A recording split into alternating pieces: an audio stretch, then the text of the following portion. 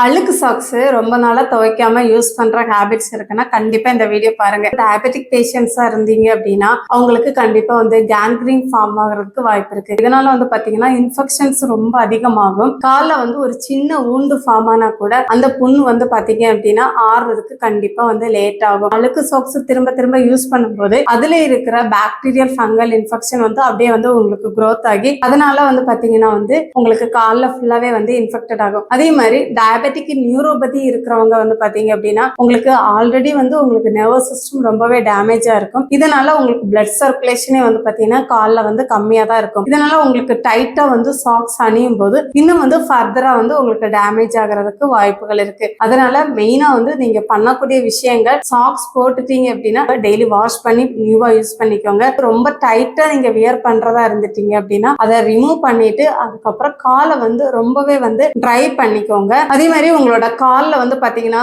லைட்டா ரெட்டிஷா இருக்கு, மைல்டா இன்ஃபெக்டட் ஆகுது, ஒரு சின்ன ஊண்டு மாதிரி ஃபார்ம் ஆகுது அப்படின்னா இமீடியட்டா நீங்க டாக்டரை கன்சல்ட் பண்ணிட்டு அதை உடனே ட்ரீட்மெண்ட் எடுத்து சரி பண்றது ரொம்ப நல்லது.